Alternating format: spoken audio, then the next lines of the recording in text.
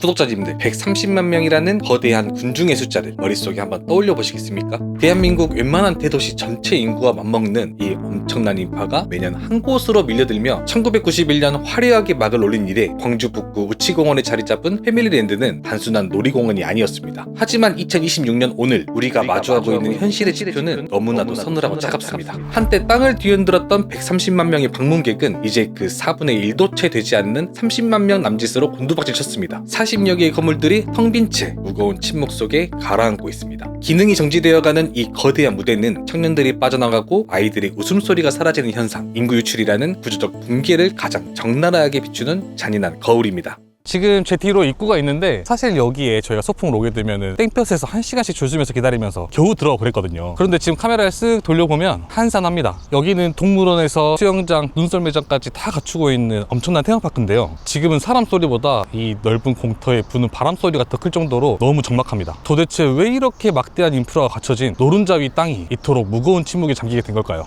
여기 보니까 자유여행권은 32,000원인데 이제 할인카드 받으면은 16,000원까지 갈 수 있어요. 그러니까 동물원도 무료 입장인데요?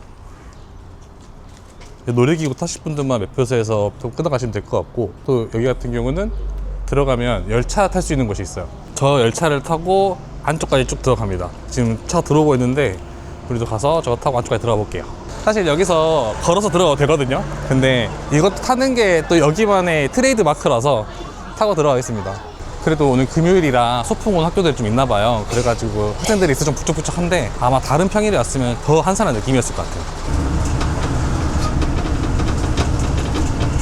네, 저희가 저쪽에서 지금 차를 내려가지고 앞으로 넘어왔는데 바로 앞에 있는 놀이기구 마저도 멈춰 있습니다. 그때 당시에는 여기에도 줄이 쫙 서가지고 1시간씩 기다리고 그랬는데 지금은 그냥 기구 장치가 멈춰버렸습니다. 패밀리랜드에 놀이기구가 한 24개 정도 있다고 하거든요. 근데 지금 입구부터 벌써 한 개 멈춰 있는 거예요. 지금 23개가 지금 운영이 되고 있는지는 잘 모르겠는데, 지금 보시면 제 뒤에는 대관람차가 휙 돌아가고 있어요. 이게 한때는 이제 SNS에 좀 핫해져가지고 젊은 사람들 많이 오고 그랬거든요. 근데 지금은 보시면 관람차 안에 보면은 잘 보일지 모르겠는데 사람이 한 명도 안 타 있거든요. 지금 이 상태로 얼마나 유지가 될지도 좀 걱정이 되고, 지금 이거 같은 경우는 저희 학교 다닐 때, 뭐 중학교 때, 고등학교 때는 없었는데 지금 현재 운영하고 있는 사업체에서 추가로 건설한 거라고 해요. 그런데도 지금 이런 상태인 겁니다. 광주시는 올해 6월 말 기존 운영사와 위탁 협약 종료를 앞두고 새로운 민간 수탁자를 찾기 위해 대대적인 공모의 문을 열었습니다. 광주시가 제시한 연간 위탁료의 예정 가격은 부가세를 포함해 약 5억 2천만 원, 14만 9천 제곱미터의 대지와 40개의 건물을 통째로 빌리는 대가치고는 표면적으로는 꽤 합리적인 금액처럼 보일 수 있습니다. 하지만 지난 5월 29일 마감된 입찰 서류함은 처참했습니다. 기존에 이곳을 운영하던 업체 단 한 곳만이 홀로 입찰에 참여했고, 경쟁 입찰의 최소 요건을 채우지 못한 채 첫 공모는 허무하게 유찰되고 말았습니다. 근데 여기가 저희 셔틀 타고 들어오면은 첫 번째 도착하는 광장인데, 사실 여기에 원래 내리면은 사람들이 너무 많아가지고 뭐 친구들도 잃어버리고 또 말소리 잘 안 들려가지고 기회 되고 좀 크게 말하고 그랬던 곳이거든요. 근데 지금 여기 와서 보면은 직원들 말고는 일반 사람들을 찾아볼 수가 없어요. 저기 좌측 같은 경우가 저기가 이제 놀이기구로 들어가는 입구예요. 예전 같은 경우는 저기 줄 딱 서가지고 표 하나씩 확인하고 들어가고 그랬던 곳이거든요. 근데 지금은 보시는 것처럼 텅 비어 있습니다. 그리고 대관람차도 아까 저기 살짝 봤지만 이 대관람차를 타시는 분들 한 분도 못 봤거든요. 안에 노래방 기기도 있고 한다고 하던데 지금은 이렇게 텅 비어 있습니다. 사실 저기 파란색 의자 쪽에 이 대관람차 타고 내려오는 친구들 기다리려고 줄줄이 앉아가지고 좀 기다렸을 것 같아요. 지금 뭐 타는 사람도 없으니까 사실 여기 이런 대기 시설에도 마찬가지로 그냥 텅 비어 있는 거예요. 저 바이킹 타고 싶어요. 저 진짜 놀이기구 못 타거든요. 유일하게 탈 수 있는 가장 무서운 놀이기구가 여기에 싱싱보트라고 있거든요. 그 물 맞으면서 내려가는 거. 우선 입구로 가시죠. 안녕하세요. 많이 줄었죠. 인구수가 많이 빠지니까. 점점 줄어드나요? 아무래도요. 확실히 여기는 저희 학생이잖아요. 네. 초창기보다는 좀 많이 떨어지고 있어요. 이거는 어쩔 수 없는 거죠. 저 내가 제일 좋아하는 거 타면 안 될까? 뭐였는데요? 싱싱보트? 아 저게 신심 저거 무섭던데? 근데 저거는 무서운 구간이 짧잖아. 그리고 얘를 왜 타야 되냐면 이 패밀리랜드의 상징 같은 거예요. 청년열차랑 저 싱싱보트는 여기에 생기자마자 처음 생겼던 놀이기구라고 합니다. 연식이 꽤 됐겠는데? 이제 가장 오래됐다고 보시면 되죠. 이게 91년도에 여기 오픈했으니까 한 35년 정도 된 겁니다. 그래서 저희 어렸을 때랑 시설이 똑같아요. 거대 자본들이 이 매력적인 공간을 쳐다보지도 않는 이유, 그 이면에는 장부상으로 보이지 않는 막대한 투자 청구서와 구조적 딜레마가 도사리고 있었습니다. 현재 이곳에서 가동 중인 24종의 놀이기구 중 상당수는 평균 나이가 30살을 훌쩍 넘긴 상태입니다. 새로운 사업자가 이곳에 들어온다는 것은 단순히 연 5억 원의 임대료를 낸다는 뜻이 아닙니다. 언제 고장이 나도 이상하지 않는 거대한 철골 구조물들의 안전을 담보해야 하고 수영장과 썰매장 등 계절마다 막대한 유지비가 들어가는 인프라를 동시에 굴려야 합니다. 구독자 여러분들, 저희가 아까 놀이기구 타기 전에 여기가 35년 정도 됐다고 말씀드렸잖아요. 그러다 보니까 유지비가 상당히 많이 들어갈 것 같은데 여기 임대료도 1년에 5억 2천만 원이라고 해요. 언뜻 들으면 생각보다 괜찮은데? 기업들이 해볼 만한 거 아니야? 싶으실 겁니다. 그런데 현장에서 저희가 이 기구들을 직접 보니까 상황이 전혀 다릅니다. 여기 있는 놀이기구 대부분이 사람 나이로 치면 30이 넘는 고참들입니다. 이제 새로운 사업자가 들어온다는 거는 안전을 걸고 책임져야 한다는 뜻이기도 합니다. 거기에 여름엔 수영장 물 채워야 되죠. 겨울엔 눈썰매장 얼음 얼려야 되죠. 5억이라는 임대료 뒤에는 짐작조차 할 수 없는 천문학적인 금액의 유지비가 숨어 있었던 겁니다. 얘들은 거의 무한리필 수준으로 타는데요. 이제 계속 타. 안 내리고 그대로 또 타도 되는 거야. 새치기 시계 당해버렸는데요. 옛날에는 진짜 이렇게 갔었어야 되는데. 나는 이게 있는지 처음 알았어. 바로 갈 수 있는 걸 처음 알았어. 그리고 그때는 밖에까지 줄 수 있었고 이거 한 번 타려면 나는 한 2시간까지 기다렸던 것 같아. 좀 여러 번 탄 것 같은데 계속 타고 있네요. 지금 2번 탔어요. 2번 탔어요? 네. 다른 것도 탔어? 네, 지금 청량에서 5번 타고. 근데 진짜 그대로 나와. 진짜 그대로 같아. 이 간판도 그대로고 이게 지금 타는 것만 조금 수리를 하신 것 같거든요. 이게 그래도 안전하니까 이렇게 돌아가는 거잖아요. 그렇죠? 그래서 안전 점검은 다 하실 거예요. 꾸준하게. 근데 또 갑자기 그런 생각도 드네요. 저희 영상 보시고 놀이기구 좋아하시는 분들이 또 갑자기 몰려가지고 잘 되면 제발 그러길 바랍니다. 아 귀엽다. 지금 우리 뒤로는 사람이 아마 온다. 한 발 더 타러 온다. 방금 내린 애들 같은. 그러니까 방금 내렸네. 또 뛰어왔네. 진짠데? 진짜 인데? 안녕하세요. 네. 아니 제 친구랑 너무 닮아가지고. 친구는 아닌 것 같아요. 아 그래요? 제가 한참 동생가. 아 네. 죄송합니다. 여기가 제일 인기가 많나요? 네네. 아, 오진다. 네 맞습니다. 저희 구독하세요. 아, 친구 많. 친구 맞지? 아 그래. 아 진짜로? 들어와요. 네 유튜버예요.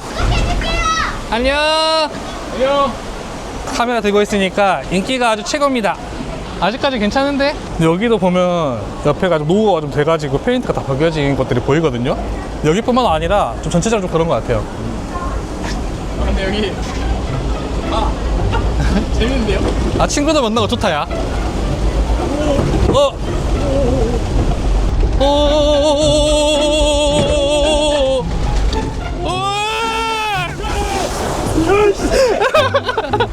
야씨 무서운데. 야. 옛날 여기 그거 있었는데. 뭐? 하마 같은 거. 동굴. 그러네 하마 동굴이 사라졌네. 연우야 나 간다.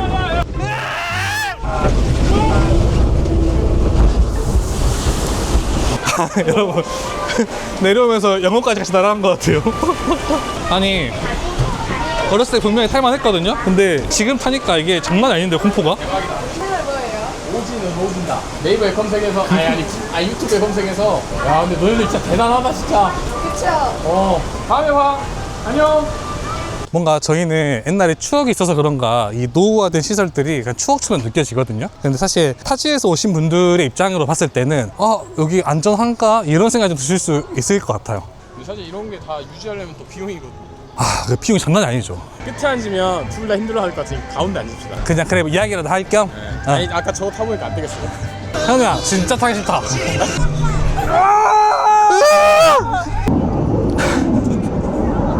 아니 선장님 팔 하나 날아갔어.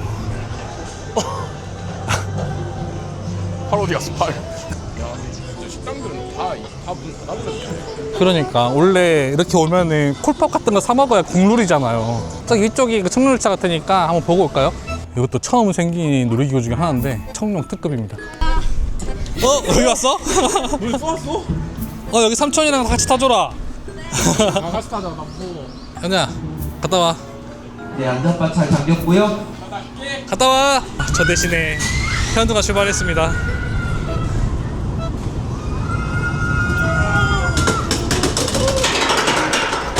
뭐야, 왜 못 주는 거야?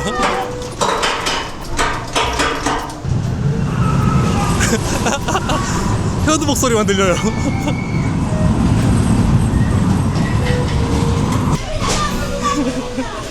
또 탈 거야? 네. 한번 타보세요. 아니, 나는 못 타.